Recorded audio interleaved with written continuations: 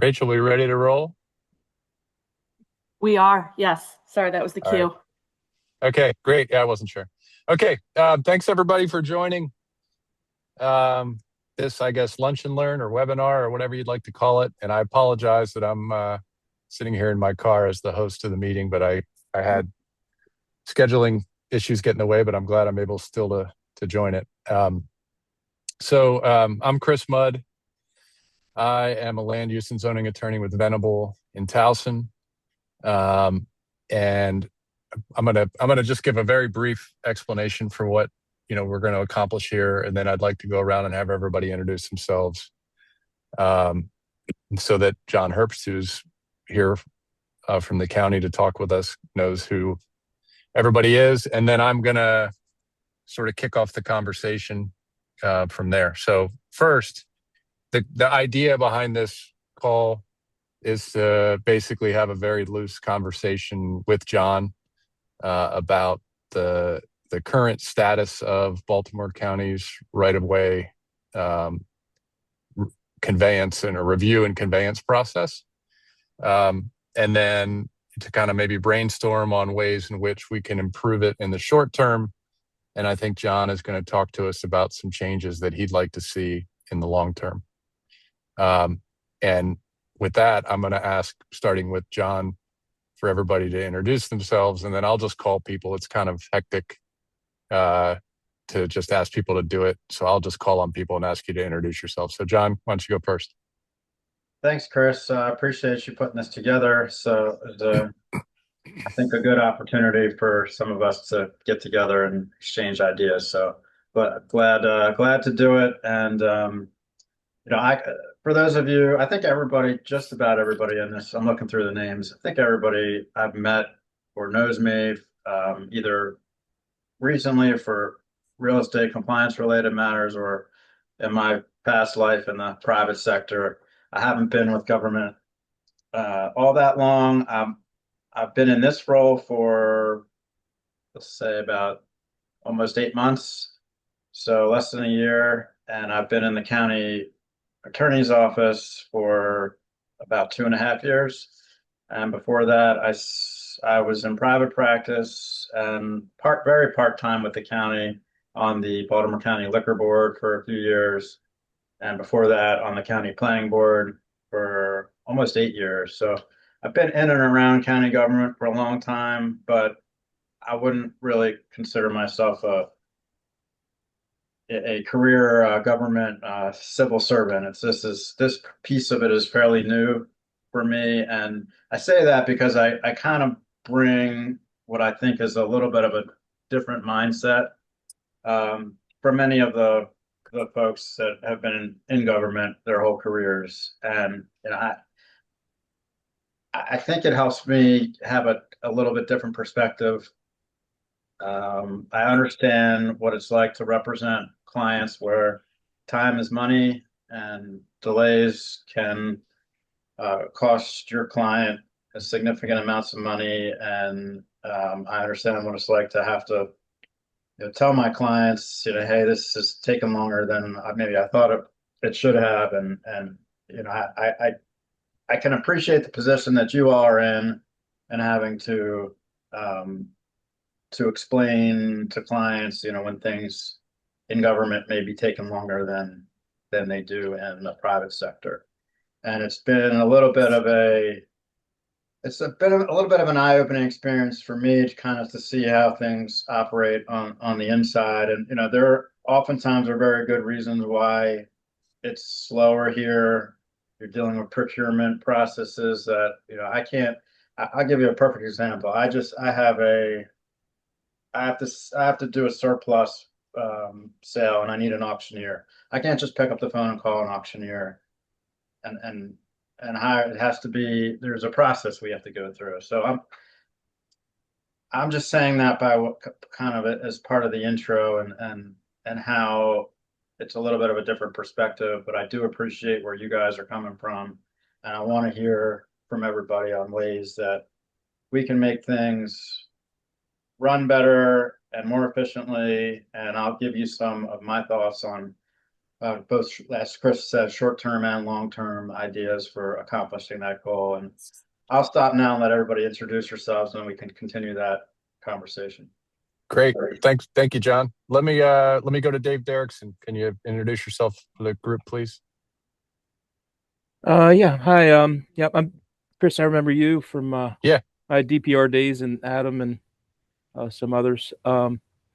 So basically, a quick thing. I was like John. I was with in the private sector for 18 years at KCI and at the county office building in DPR for most of that time. And now I'm with Baltimore County Public Schools and looking at it from another perspective. So it's all good, and Great. look forward to hearing what y'all have to say today, and looking forward to working with you. Thanks.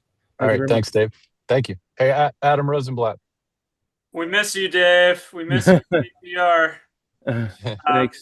Adam Rosenblatt. I'm an attorney at Venable. Had kind of the opposite path from John in that I started my career with Baltimore County, worked in PAI and with the law office for 8 years, and have now been with Venable over 10 years and do land use zoning, and a lot of that is working through real estate compliance. So thanks for talking with us, John.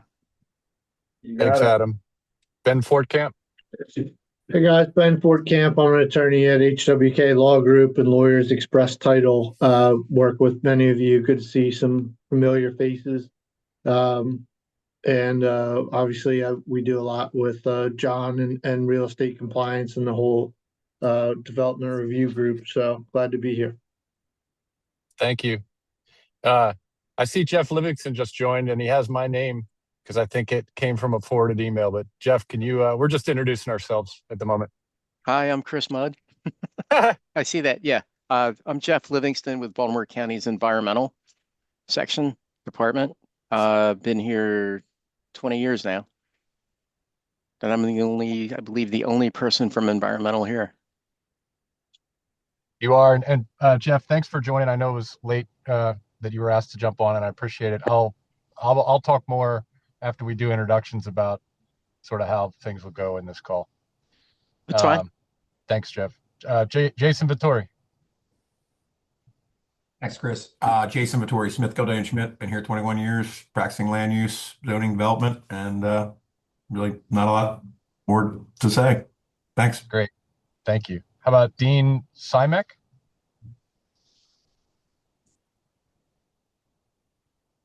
Let's see if this works. Sorry, I'm in my car. My name is Dean Simek. I'm the manager of design for Baltimore County Public Schools. Just wanted to join and listen in and hear what you guys have to say. I have my expert, Dave Derrickson, on the call. So Great. Thank you. Thanks, Dean. Pamela Strickland. Hi, Pam Strickland. I'm a senior supervisor of design here at Baltimore County Public Schools. Work very closely with Dave and Dean, and appreciate you guys putting this together and looking forward to hearing what you all have to say. Thank you. Trisha Gent. Hi, everyone. Yes, I'm Trisha Gent with the Office Manager for Office of Attorney General with State Highway Administration. Great. Thanks for joining. Patsy Malone. Hi, it's Patsy Malone. I'm also a land use attorney at Venable, and have worked on not as many of these as probably Chris and Adam, but just interested in learning more about the process. Thank you, Patsy. And then I think the last one I see is Shannon Redfield. Hi, yep, I'm Shannon Rayfield. I'm Senior Counsel at Baltimore County Public Schools, and I've been doing a lot of work with John in the past couple months, so I'm sure he's that I'm here. Well, great. Thanks, everyone. We got a lot of people from the school system, but thanks everyone for joining. And I said at the top of this that I was going to kind of kick off the conversation, and this whole thing's meant to be conversational. When I was getting ready for this call with John, John said he expected some arrows to be thrown at him, and maybe that'll happen, but I think we're all going to be pleasant to one another, and it's meant to be productive. And but having said that, there certainly are things that, for lack of a better term, I think some in the public sector, the private sector, we'll feel, like that we need to complain about a little bit. But I also think that there's some, for lack of a better term, blame to be put on our side of the table. And I think part of this discussion can be how we can make and present materials that can make your lives easier on review, John, and your team's lives easier. And for that matter, Jeff Livingston's team in environmental, because a lot of the easements go through them. So I think I was just going to start by kind of describing the process as I know it. I've been at Venable for 20 years, and I don't think much has changed really about it. In that, typically these easement conveyances that we deal with, and rights of way conveyances and road conveyances, come at the end of a development project, and they're usually that are bonds that are posted by the developers that are meant to secure the performance of not only construction, but then the conveyance of the requisite easements and rights of way to the county. And so John's office, which started as land acquisition and then became real estate compliance, is responsible for shepherding that through. And sometimes they're just the messengers and the facilitators, but I think you get a lot of a brunt of the inquiries about where things are along the way. And I think that's one of the things that we can help to resolve. But as the process as I've known it is that a submission package goes into John's team. There's a review of if it's a RW drawing, or even well, typically that's what it is, or it's a record plat, and there's a reference in the instrument, the deed or the easement document, to that plat or RW drawing, and your office reviews those for conformance with the forms manual. They would review the RW plats for conformance with whatever requirements there are for generating that, and then otherwise make sure that the language in the deed matches the wording on the RW plat or in the record plat. And then I think it leaves your office, and it goes from your office to other agencies. And typically, I think I'm not sure that they go to Public Works or not. And John, you can clear that up when maybe if you're the next to speak. But I know for a fact that forest conservation, forest buffer, stormwater management easements go to Jeff's team. And then there's a subsequent review there to make sure that everything is lining up with their approved plans and what their expectations are with receipt of the rights of way at the end of this process. And I think from there, things go back to real estate compliance, and then they make their way over to budget and finance to make sure that taxes are paid on these properties, so that it's one last chance for the county to ensure that any outstanding taxes are paid before the deed would then be sent to DeAndrea Walker and or anyone else for signature, and ultimately off to land records. And when I first started, I think that process was pretty routinely like an 8 to 10 week process. That's kind of what we would tell clients. And I think lately it's gotten a lot longer. And I'm not sure exactly why, although, and this is where I think our industry and our side of the table may share some of the blame, but sometimes there may not be enough work done on an RW plat in advance, so that when that makes it in, there's comments back, and that can set something back for several weeks. So, maybe part of the discussion process here is how we can get those things buttoned up before the formal package is submitted, so that that's a much smoother part of the review process. And then I know that workload can be issues on your side of the table, the county side of the table. So that could be an explanation for it having slowed down. But my impetus for this meeting is that our group, we took it upon ourselves, Adam, Patsy, and I, to contact John separately and say, hey, we've been noticing things slow down. What can we do? What can we do so that we're not asking your team every week or two where things stand and then having to wait a couple days to figure out the answer? Is there any way that we can have better communication along the way? And then, how can we make this process more streamlined in the future? And I think with that, from this point, I'll let John maybe talk next. And then I think people can weigh in with conversations, ideas, thoughts. And I think we'll learn from John pretty quickly that some long-term solutions might really significantly ease the pain, at least relative to us figuring out where things are in the process. And then more short-term solutions might be figuring out direct points of contact, for example, in Jeff Livingston's group, as to where things stand in a review that DEPS might be taking, rather than having to contact John or Lachelle in real estate compliance and then have them contact somebody and then get back to us, which is just usually a couple days of time that could perhaps be shortened so that we can keep our clients informed of where things stand along the way. So I'll start with the long term, because that's something that we know is happening. We don't know exactly when. We're probably talking a year or two down the line for this Acela software to be implemented, and it's starting with permits. I've asked for real estate to be incorporated into their system that is hopefully going to be online, and they're telling me 2 years, but I would hope that's a conservative estimate. But at any rate, the idea would be for you all to be able to submit developer deeds, for example, through the portal, and then to have your own login where you could go and see exactly where in the review process that document is, and it would be able to tell you this is currently with EPS or the DPWT or whatever.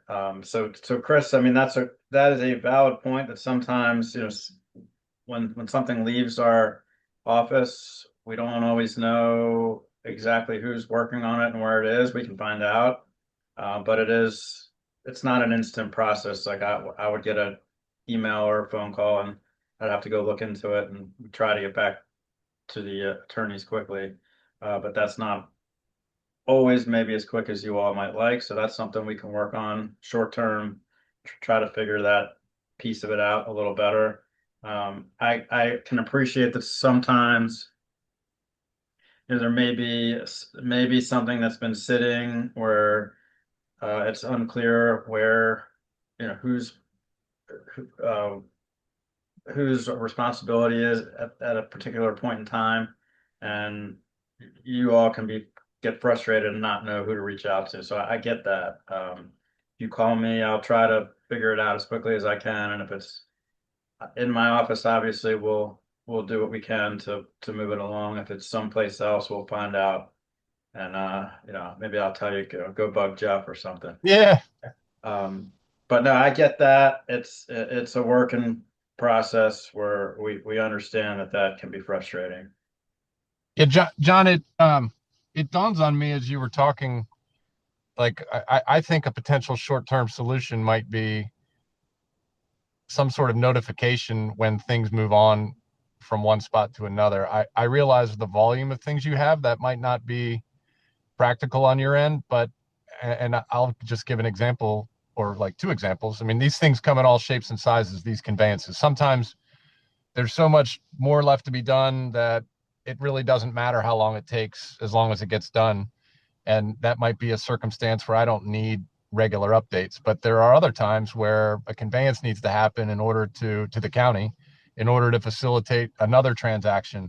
And it really is time consuming, and it's important for us to know where things stand.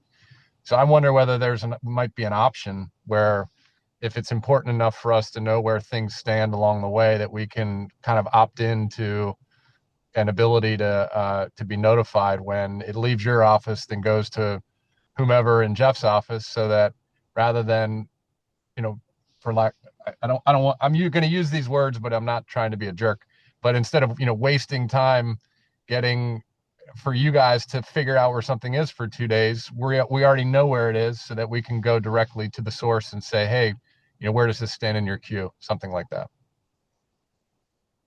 I would try to implement that. I can't promise that it's going to work for every single type of document that we handle, because it's a lot. But let me talk to my team and see what their thoughts are on that.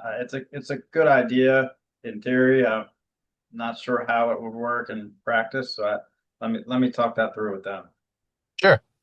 Yeah. Again, the nature of, and I definitely want other people to weigh in here, please. But the nature of this is, let's throw some ideas out there and see whether anything sticks on your end that can actually help move things along. And frankly, that while it might impose an additional burden of someone to send an email to the person someone from your team to email and say, hey, this has left our office, it also can save several calls after that. So we have this software that's from like the 1980s called LATS, Land Acquisition Tracking System.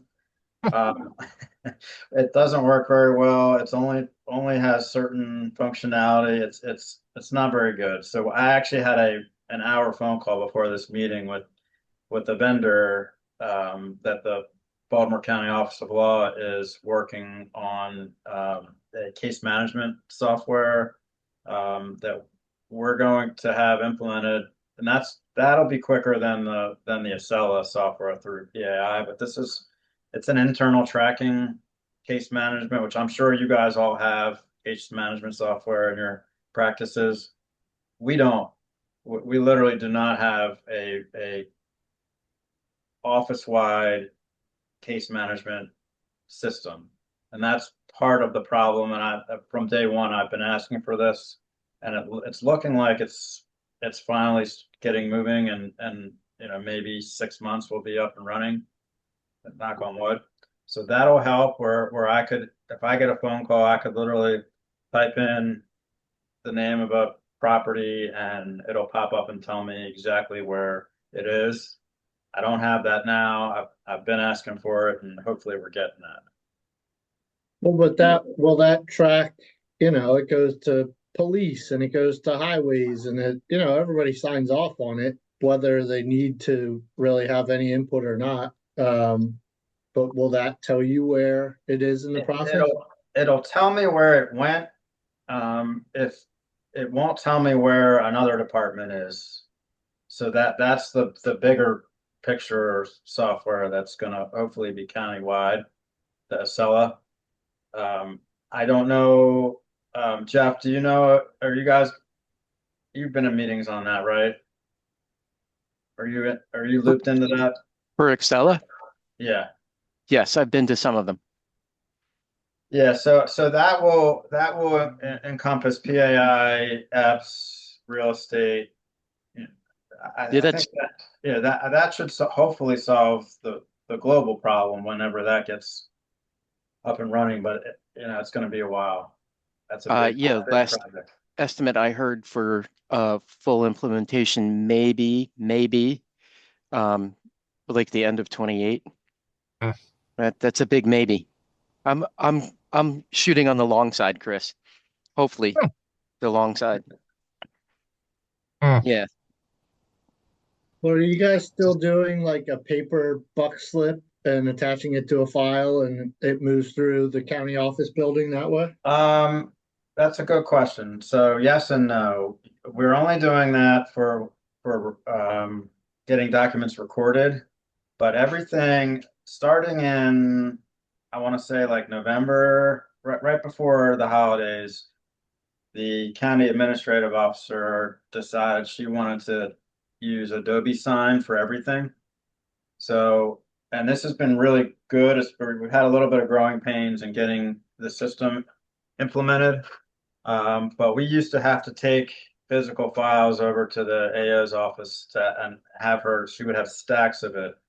And now literally everything she signs is electronic, including deeds that they'll have an affidavit. I don't know if you all are familiar with this, but there's a circuit court affidavit that goes with an electronically signed document where they will accept an e-sign as long as it has this affidavit, and we don't need wet signatures on anything. So we've had a little, like I said, growing pains getting that up and running, but we're pretty much, I think, have a good system. EPS is in there, PAI is in there, DPWT. So we will go into Adobe Sign and put in the names in order of who has to sign off on a document. Usually somebody from another department will sign. Just about anything I sign is going to have a director's signature on it in addition to the AOs, and I'm able to set that up in Adobe Sign and have it come to me I click on it, then it goes out to HT, for example. And then once he signs, clicks on it, it'll automatically be routed to the AO. And there's a way to go in to log in there and check and see where, who signed and who hasn't. So that's all relatively new, but that's happening now. Hey Jeff, when rights of way right of way documents make their way to your office, do you route those things, or is there someone else on your team in depths who's responsible for marching that through the process? It does come to development coordination. Normally, I think Brenda Reeder brings it up. Earl Wren is the one that has been doing that. And normally when he sees one of those right-of-way plats coming in, he normally gets that started circulating on the same day or potentially the day after that. Yeah. And then it would go to stormwater or, I'm sorry, I didn't mean to interrupt. Go ahead. No, if it's a stormwater, in the case of if it's a stormwater easement, it goes just to the stormwater reviewer. If it's an EIR easement, he looks it up in the Monster, our tracking database, and he sends it directly just to that reviewer. In the case of a record plat, he'll log that in, and then he has to choose like who is available. And it gets logged in as a block for all 4 signatures. And so, yeah, he'll wind up routing it for record plats. He tries to find out who's in, sends it to them. When he gets it back, he sends it to the next person.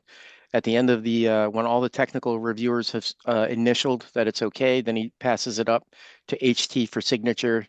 He gets it back and then he hand carries it back down to real estate compliance. We don't normally do inter-office mail. Got it.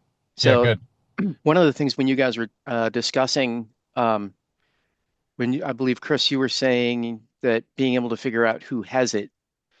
One of the situations we run into when we get it from real estate compliance is we're not necessarily sure if there is a problem, who to wind up contacting. Because this kind of falls into the development process. There's 5 stages in the development process. Normally the easements come in when there's a handoff, there's a transition between the development and build team versus the closeout team. So it would be useful to have just on the slip that follows the an easement, like the easement documents around, like basically like a basic information form. Like if something goes south, this is the person to call. Because right now it just gets an RW number and it comes around.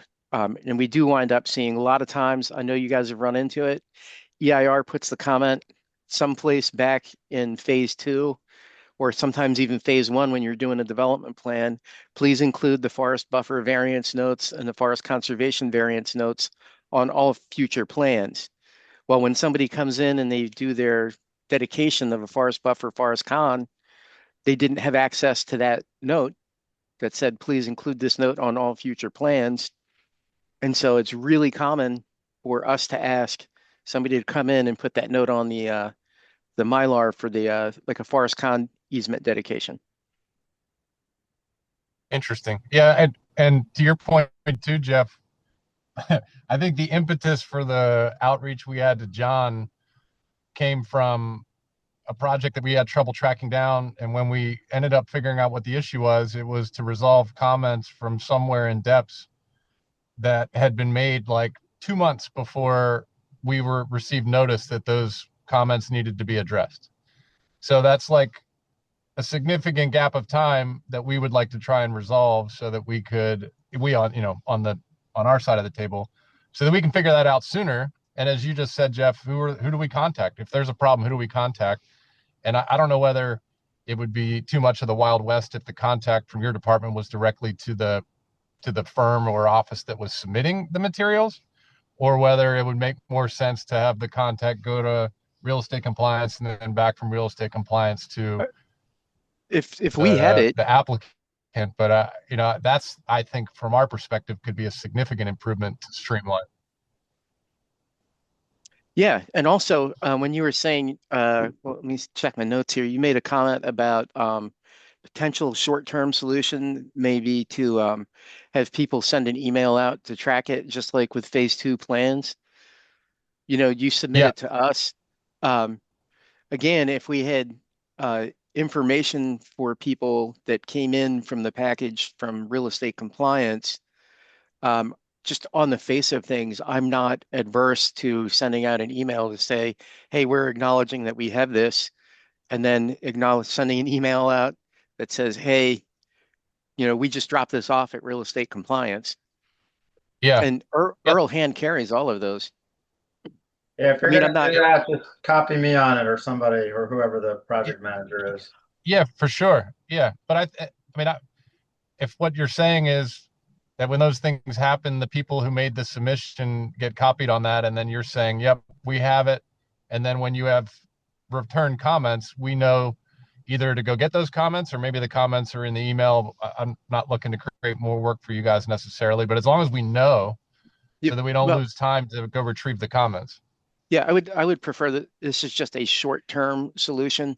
Yep. Just because we do so much business via email, it's not, I mean, everybody on here probably gets 70, 80 emails a day. It's easy to lose stuff. But short term, maybe we would definitely consider that. I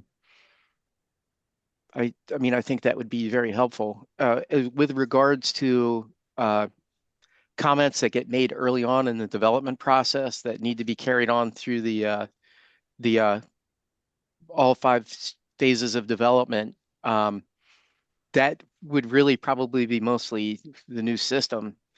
Yeah.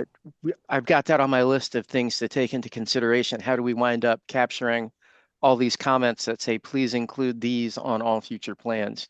Because there is a big shift in the development, like I said, the development team versus the build team versus closeout team. And there's gaps that if we could find a way to cover those. High vis fencing, like I know it's a little different, but when you're trying to get your permit and you have to get your high vis fencing in and permanent signage, because the guys out in the field, they were not part of the design part. They're the build Right. team. You have to go through all 57 pages of your plans to find out, oh, we were supposed to put these in and take care of this already. Yeah. So, but I do have the contacts list. So if that's just another submittal that comes in that real estate compliance sends around with the easement documents or even a record plat, it's normally fairly easy because a lot of times we'll just call the surveyor, Yeah. and then they come in small. The way we normally handle issues is if a record plat comes in and it is identified that there is a kind of what I call a non-structural issue, like if it's just EIR putting notes on it, then we wind up, we call them, we say, come into the office, put these notes on this plan. If somebody's changing a line, if somebody has to change a line that may impact somebody else, then we log it out and we let them know, but then we send it down to development management because we don't know if us asking a line inside of the actual design, if we ask for a line to move, we don't want to take responsibility for messing with another county Right. agency's approval. And I think Jeff, the process that we're talking about, I know I mentioned record plats, but I don't think that we're looking to upend the record plat. Just yet. Yeah, right. Maybe that'll be another call. But Yeah. I mentioned plats because sometimes easements are conveyed by reference to a plat as opposed to an RW plan. So I think the changes you guys would be recommending on the review of anything technical, any plan would be an RW plat that comes in and is part of an easement package meant to be attached to an easement. So it would really just be part of the easement document itself. Yeah, again, it kind of runs by the same, if it's just a note. Yeah, for sure. So where it does kind of wind up getting a little bit, it's a little bit different for RW plats is that real estate compliance doesn't trust us with the original Mylars, and rightfully so, given the history of things getting lost. But that was mainly when we were over at the courthouse. And then at the Jefferson, now that we're all in the same building, that's not too much of a problem. But they do maintain the Mylars downstairs. And so what we have done is we will contact whoever the applicant was. Again, if we have a better list of who to call, that's even better. And then we ask them to submit a revised Mylar to real estate compliance, which they do. And then real estate compliance sends it back up to us to show that the change has been made. And I'm not really proposing to change, like have them send the Mylar to us, but But I think in a Yeah, you perfect, actually bring up.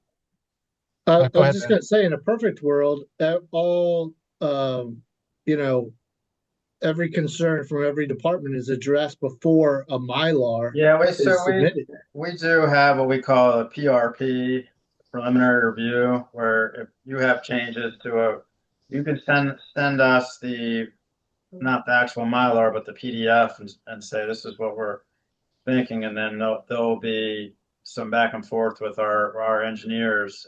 Tom or Derek will look at it, and they will either sign off on it informally or ask for changes, and then this is before it gets to actually being printed out on the Mylar paper. So we So, do that. should that become part of the standard process? I mean, does that make everybody's life easier if we know that the document is consistent? And if so, should that run through depths too, so that before Yeah.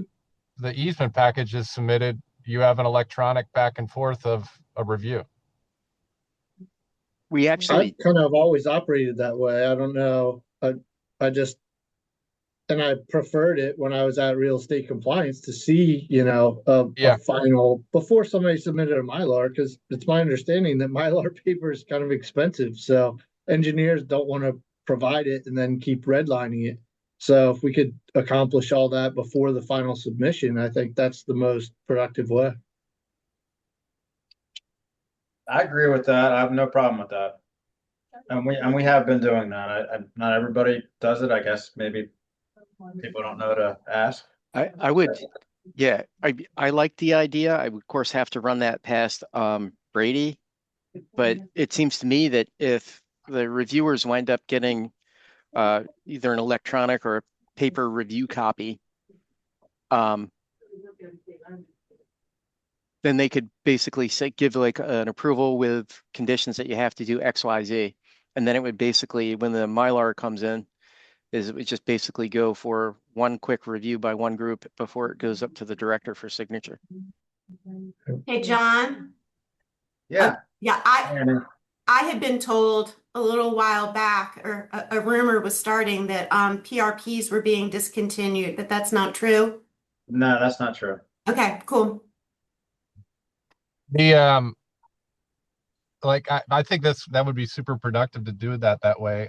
I guess the next question I have is, to further streamline things, would there be an ability to get, while the technical review in an electronic fashion is happening for the picture, the drawing, the Mylar, or the RW plat, could we make a submission of the easement document itself for review for legal sufficiency of that? Or is that so quick, John, that you Well, prefer? so that depends. So sometimes when you guys have changes to our forms, you Yep. Send that to me, because if my people get something that doesn't look exactly like it looks in the manual, they're going to reject it. Yep. And this comes up, all the time, where little things that are to Yep. us as practitioners are harmless. They don't necessarily know. They're just checking boxes, and they can see that it looks different. And so if I get that ahead of time, I can give them a heads up and kind of clear that issue. Okay. Here's an example. So somebody who was on this call earlier, I think he's off, but submitted an easement with one of the owners that changed their name, right? So, and it got flagged because the name's different, and they're trained to do that to make sure that the grantor actually owns the property, obviously. But it was he did it fine. He properly referenced the old name and said formerly known as, and I guess she got married. I can't remember the exact whatever it was, but it was fine. But there was a delay because of that, because it was a little bit of a different format than what they're used to. And there was this whole back and forth between the attorney and somebody in my office. And so I've instructed them not to argue with attorneys, just to bring it to my attention. If something like that, they've been told on their end to come to me, but I would ask that if you guys see something like that, that may be a little bit different than your typical cookie cutter document, bring it to my attention first. And you could submit it to me and I'll walk it down and say, put a little note on it and say, hey, this is fine. Okay.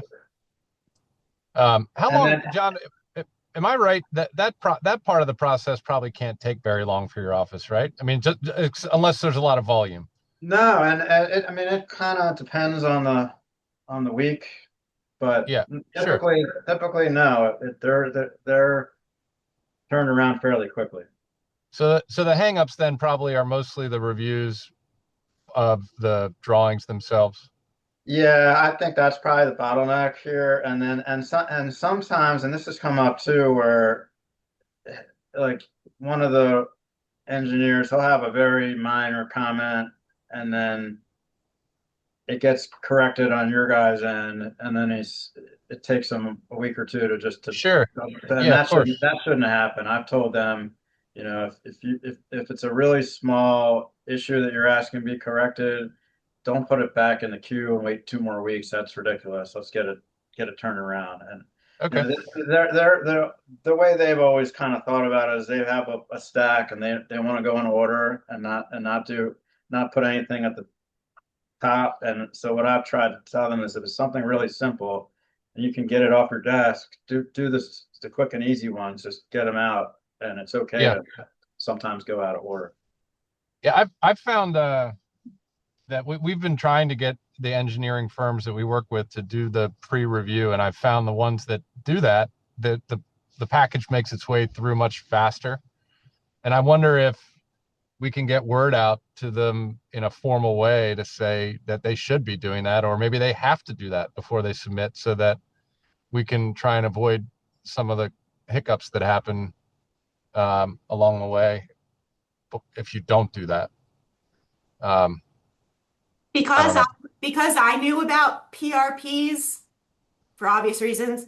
I've tried to tell some of the engineering firms that, and like try specifically with right-of-way plats. Yeah.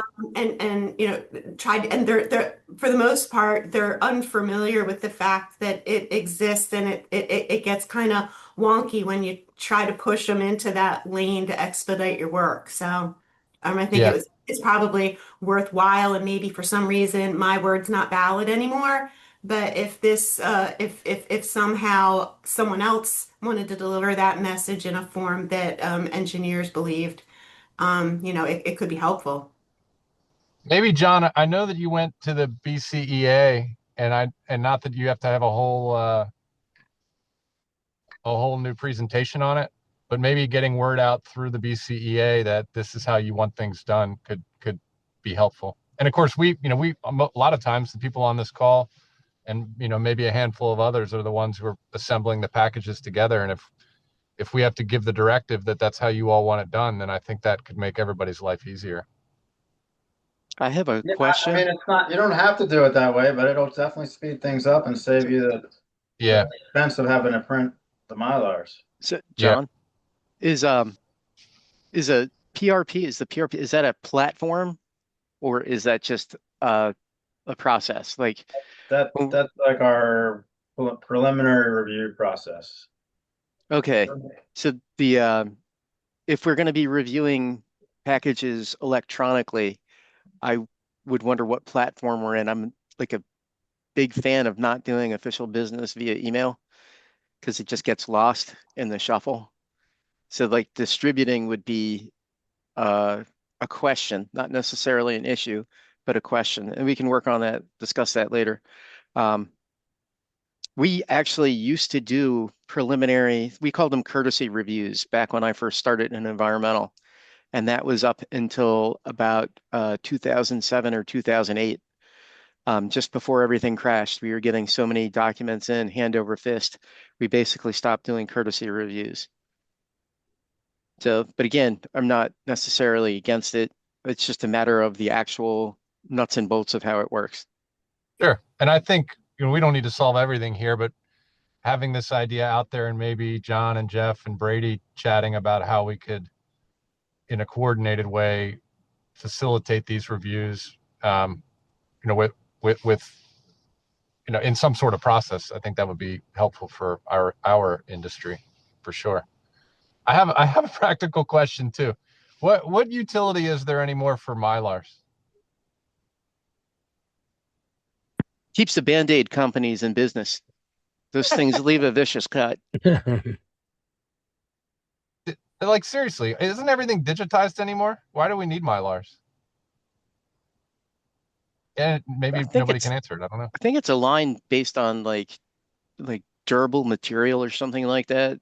Well, so yeah, Mylar doesn't disintegrate and the ink never fades. But to Chris's point, everything's digitized now. So in the old world where paper disintegrated and ink faded, Mylar was required. But if everything is digitized, having that non-degradable permanent record exists in a different format. Yeah, that may be something to consider internally. I mean, I know that there were going to be some old school people who might not love it, but Well, and also, I think there might be a connection to requirements of the Maryland State Archives for okay. for records that are put into the land records. And that's kind of where the whole Mylar requirement, kind of sits. Yeah. Is in state code, requiring that such records be on Mylar for the sake of permanence, and for the sake of the records, the way they maintain them at the state archives. Okay. If anyone else knows different, let me know. But having done research into that before, that was what I came up with. Do any of our folks for the schools have questions? If not, it's fine. Well, Chris, I do have just a quick one, I guess. Typically, if we're we're working with you through DPW on projects together or something like that. But there's often times where I just have a general question, and I typically would reach out to Lachelle and Wico, and maybe this is for John. Usually it's like, hey, can you give me a deed reference for an existing easement or something like that? Is it okay to just reach out to Lachelle like I have been doing, or is that absolutely. Okay? Absolutely. Is she still sort of a reliable senior? Yeah, she was personnel? she was actually going to be on this meeting today, but she had to take off today. So Okay. yeah, she's kind of, I would say, my right hand. Sure. I can understand why. Yeah. Yeah, I mean, you can certainly copy me if you want. She's typically very responsive. If for some reason you don't get a response quickly, feel free to email me. Okay. But to Jeff's point, we all get tons of emails, and sometimes they get missed. So I get it. Okay. Yeah. All right. Appreciate it. Thanks, John. Sure. Thanks, Dave.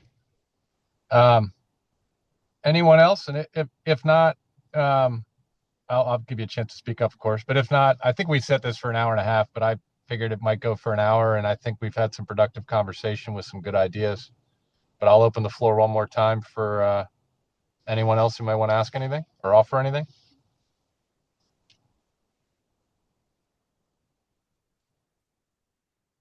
All right. Nobody's standing up. John or Jeff, you guys want to say anything else? And if not, thank you guys so much for your time. I think I'm good. I've got 5 things on my list to tick back to Brady and discuss that with Brady and HT. And then that would probably kind of percolate down to Regina and Critty as the managers that would be most affected by that. Yeah, Jeff, let me know if you wanna huddle up and see if we can come up with some ideas that might work for both of us. Yeah. Yep. Thank you guys both. And as I mentioned, I don't think there were really any arrows thrown here, but I view this as a two-way street because you guys get a lot of stuff and we work on individual projects and we want to make it easy for you, not hard. But we do want to maintain contact as we can throughout so that we're not left in the dark. So that's kind of what we're trying to solve for. Yeah, well, fixing those gaps in between from phase 1 to 2, 2 to 3, that would be big for us. Yeah. So. Great. All right. Thank you. Thank you, everybody. Thanks, everyone. Appreciate it. Thanks, Chris. All right. Yeah, you bet. Thank Thank you. you, guys. Thank you. Take care.